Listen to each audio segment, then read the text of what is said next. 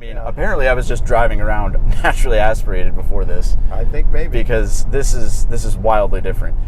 What's up, everybody? My name is Elliott, but you can call me the Motory Notary. And with me today is everybody's favorite, my 2005 Volvo V70 R with the Spaceball manual. And during my last video, I spoke a little bit about how since I've had the turbo rebuilt, the power delivery in this car isn't exactly the way it used to be. The boost comes on way too late in the RPM range, causing it to not really feel as zippy around town anymore, which is kind of a disappointment. But today, I'm gonna do something about it. How? We're gonna turn up the boost. But before we get to boosting the Volvo, I want to talk to you guys about Worldwide Auctioneer's Auburn Auction and how you could come for absolutely free. The Worldwide Auctioneer's Auburn Auction is their biggest auction of the year, and it's got so many cool cars and a huge variety of them too. We're talking everything from Cords, Auburns, Ferraris, even classic Corvettes. In fact, a lineup I'm really looking forward to this year is that they have a 1953, a 1954, and a 1955 Corvette all selling this Labor Day weekend, all at the same auction. That's really pretty darn rare. I have an opportunity for you to come for free to all 4 days, free VIP tickets. All you have to do is go to destinationauburn.com/tickets and enter Elliott in the promo code. That's my name, ELLIOTT. You just enter that and all of your tickets will be absolutely free. If you're even remotely in the Auburn, Indiana area, you have to come check this event out. It's an absolute blast. There's food trucks, there's vendors, there's a swap meet, there's all sorts of stuff to do. It's not just an auction. But if you're not in the area, be sure to tune into the live stream because I host it along with my co-host Kayla, and we get to do a ton of cool stuff. We walk around cars, I get to drive some cars on stage, and we just have a really good time. I'd love to see all of you guys there in the live chat, or if you can make it, enter my promo code Elliott, and I'll say hi to you in real life. Anyway, let's get to the Volvo. Like I said, we're going to be turning up the boost on this car in the mechanical sense because Nick at NM Turbo saw my last video about how I was kind of not thrilled with the turbo response since the turbo's been rebuilt. And he said, dude, all you need to do is tighten up that wastegate a little bit. So I looked into it, and like all things Volvo, that is not just something that is very quick. You have to pretty much get right back to where the turbo is, which of course is inaccessible and very hard to see. But we're gonna get right to it, and it should be an easy job, just like everything else in this car has been if you've been following along. As with any repair on a Volvo, minus the air filter, the first step is always taking off the cross member. It's not even a joke at this point. If you do any repair to these cars, it's always first step, remove crossbar. It's insane. Luckily, it's not that hard to remove. So let's pop that crossbar off and see if we can get to this turbo. And we have mechanic Charlotte here to help. Or should I say car doctor Charlotte? Car doctor. I'm loud. Daddy, what does this pipe go through? Hot air from the turbo goes through this, down through there, through this. This is the intercooler. And then the cold air goes up this way into the intake. Yep, and then that's how you make all the power. Except mine isn't making enough pressure through this pipe to really make a noticeable difference in power. So hopefully we'll be changing that today. Won't that be fun, Charlotte? Yeah. Because then I pick you up from school and we can actually go fast. Yeah. Can we go so fast? Fast within reason. Yes. Fast like the yellow ones. It's probably just as fast as that yellow one because they have similar horsepower, but not as fast as the yellow one I took you to school in last time. Why are you trying to make this car go faster? Well, I'm trying to get it to go at least as fast as it did. Because right now we've done a lot of work to it and it's not as fast, which is the opposite of what you want when you do a lot of work to something. Crossbar off, now what we have to do is get to that turbo heat shield. And of course, as you can see, it's behind the engine. Kind of hard to see even for us, even more difficult to film. And the worst part is, it's just difficult to get to and manipulate these bolts. This was kind of one of the supposedly easier things to do on the turbo removal, and it's just like painstakingly annoying. But we have to get it at least away and out from the turbo so we can get to the wastegate. Oh, Glenn is on the job here. Well, we got one off. Daddy. Yeah, there's several more. Daddy, why is there a baby and a mommy? Where? Right where? What, on the yellow sticker? Yeah, the yellow sticker. It's saying that it's safe because it's got airbags. That's very good. That's good noticing.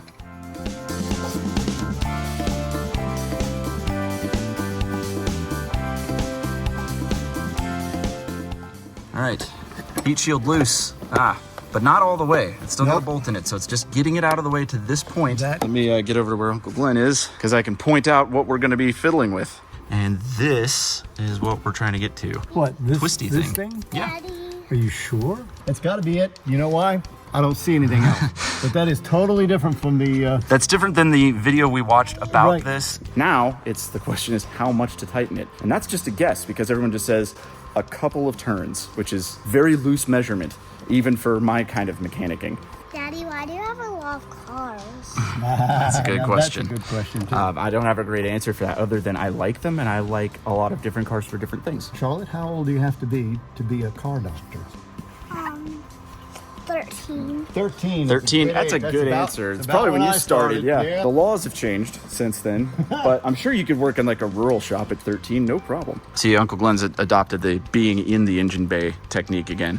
Not his even fourth time doing this. This happens a lot. Loosen that guy up, and then I'm going to twist the knurled thing. Right. Not very many turns. Yes, And like you it'll said. be nearly impossible. You know what? Let me According get a Sharpie. Everybody that we asked said just a few or a couple turns, which are I know a couple means two, but because I got so many different answers between a few and a couple, it's like just guess at how much to turn this thing. Obviously not 5. The worst part of it is, once we try it, then we're going to have to wait because it's going to be hot. But we could try it once today at least, and then let it cool down overnight, and then try it again tomorrow. Yeah. Uncle Glenn mark that car.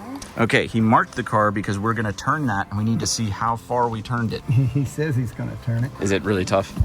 Man, I couldn't move it. Really? Yeah. Great. I guess that's good. I See told now, you. that is tight. Oh, That is tight. you can feel it. Here's the mark. You found it? Yep, we've got one almost full. One full turn. Okay, so we got one full turn out of that. It's very difficult. So now we're gonna loosen up that lock nut again, turn it one more full turn, tighten the lock nut back up, kind of put the heat shield back on, take this thing out for a drive and see what happens.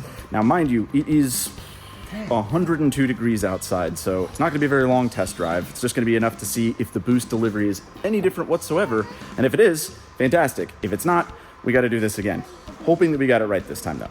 Oh, it's almost there. But why is there a vent right here? I'm not kidding you. That's hard. So I've got the mark set top center again. That's 2. That's 2 turns, guys, and I'm sure sweat is occurring here because I've turned the AC off for your audio benefit. Our physical discomfort for your audio benefit. That's show business.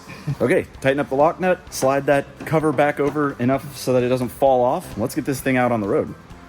Oh, and for all those wondering, we are putting the crossbar back on. We're gonna have to take it right back off, but it's important, especially because this engine's gonna be twisting and torquing in there and we're gonna be driving. I think this thing would be really floppy without it. So, commenters, we are putting it back on.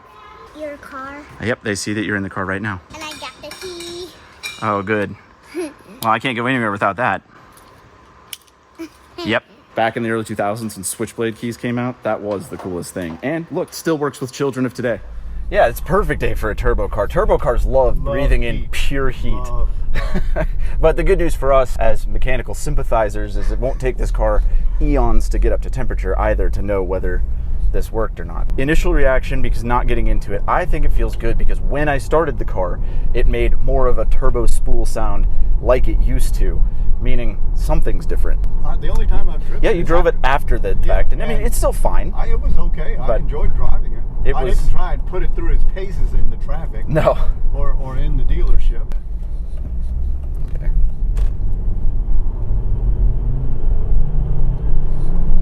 Okay, I wouldn't say it's drastically different. So I think we need to tighten it more. I know.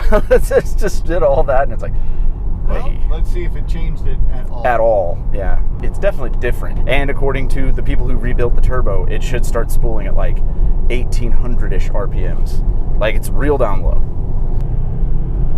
Okay, it's spooling earlier. See, before it spooled around 4 right there. That's when you can kind of feel it. Can you feel it as a passenger? Yeah, once it just starts spooling at 2, 18 pretty or much. 2. Which is what it kind of did before.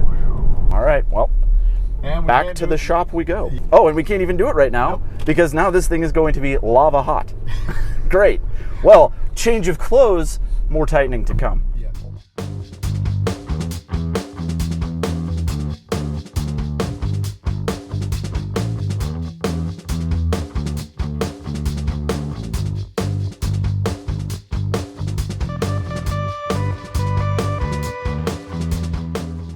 And okay, new day, new clothes, new haircut even. Shout out Hannah at Planet Hair for the cut and shave. It was much needed. As you could see from that sped up footage, we went in and we did the same thing again. We took off the crossbar and we tightened up the wastegate, but with more instruction this time. Nick at NM Turbo said, make sure you can hear a good slap when you actuate the thing and let it go. So I'll show you what we've been tightening, show you the slap, and then we're gonna put all this back together and test it out. But this time, because I don't have a boost gauge, we're going to bring the Vida and Dice unit with us and try to get like a Fast and Furious style laptop reading of the boost on this thing. But let's look at what we've been doing for the last half an hour. There is the turbo, and there is the actuator, yep, right here. So with my uncle's help, we will demonstrate the slappage of the diaphragm opening and closing. See, open, there we go. I don't know how tight it's supposed to actually feel, or if you're supposed to be able to do that with your bare hands. But I do know it's not making boost where it's supposed to make boost, and the best way to fix that is to make it tighter. Now, this thing is pretty darn tight, so I guess we're just gonna have to see by taking it on a test drive. Now, the other downside of taking it on a test drive is because this is the hottest part of the car and it's 105 degrees outside, we only get one shot per day of doing this because it takes almost the rest of the night to cool back down to try it again. So here's hoping that we got it right on the second try. Okay, we are hooked up here. Got mics, we've got a computer, reading stuff. I've got wires. Let's see if we can get some boost. Now, as with yesterday, this thing has been idling for long enough, and the sheer temperature outside, everything is up to temp. I don't want to hear it about getting on it when it's cold, because I hate doing that myself, but it is not cold, believe me. Interestingly enough, this thing is reading in HPA, which I looked up as hectopascals. I have not read boost pressure in hectopascals before. Parameters we have pulled up on the screen is ECM boost pressure, so what it's reading at the ECM, and the turbo control valve duty cycle. Now, I also have the ECM boost pressure desired value, but those are always disagreeing. Yeah, so that's concerning. And we've already put 4 turns in that. Yeah. We've really tightened this thing up, but I'll also say on startup, it sounds like it used to, because when you used to start this thing up, it would like spool the turbo up, and it's sounding more like that. I think we're getting closer. I just wish it would read in PSI. All right, gonna get on it here. 1410. Yeah, it's HPA. It's in boost. Yeah, because it feels better. Yeah. Oddly enough, the desired value is 0. Right now. And it only got up to a desired value of, it looked like about 9. Hit it again. Let's see what it does. Yeah. Okay, we're at about 3,000 RPMs right now, flooring it. It is boosted. Yeah, it feels like it used to, though. And then the duty cycle went up to 69, though. It stays at 69%. So the turbo control valve duty cycle is staying at 69%. Huh. I don't know what to make of that. Should it be at 100%? I would have thought so. Oh, there. No. Oh, see, like when I roll on it in high gear, look. 95.29. You know, I think we've got to turn that thing some more. Yeah, I mean, it seems wrong, but it also seems right. It's getting better the more we turn it. Yeah. We're making power again like a V70R should. But I'll still try it one more time here as I turn onto this road. Because this is the road you need to do that on. I can't really see the screen now. Okay. So. But it feels so much better. Okay, that's up to 71%. And you are boosted. It's like 1,400. I'm not sure what the... 1,430 hectopascals. Yeah, 1,800. That was nuts. Right now, if I'm just kind of on it, there's a pretty big, 14, like 1,000 HPA is a difference between the desired value and the boost pressure. And it's 1,500. That seems... Commenters, please let us know what that means. why is it desired 30 so different? Okay, well, that's the test. Super interesting. At the same time, I'm like saying that about numbers that I'm like, are those good? Are those bad? And another day, another shirt, but the Volvo has cooled down now, so now it's time to take the crossbar off, tighten up the wastegate one more turn, and then get the computer back out and get the car back out, see what kind of numbers it brings and see how much better it feels. We have a lot more information than we did yesterday, thanks to Nick at NM Turbo and my friend Andrew, so we can kind of actually parse those numbers out and see what's going on. But I think just one more turn of tightness to that wastegate and we will be in business. Let's get to work, and then let's get this car back out on the road.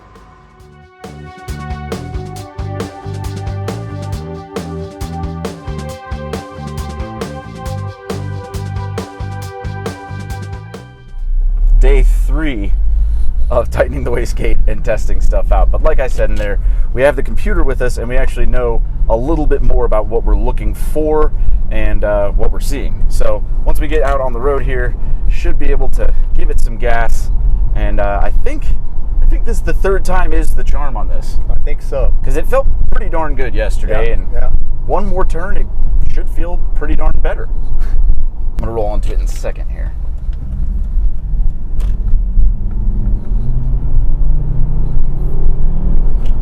Man, it feels good.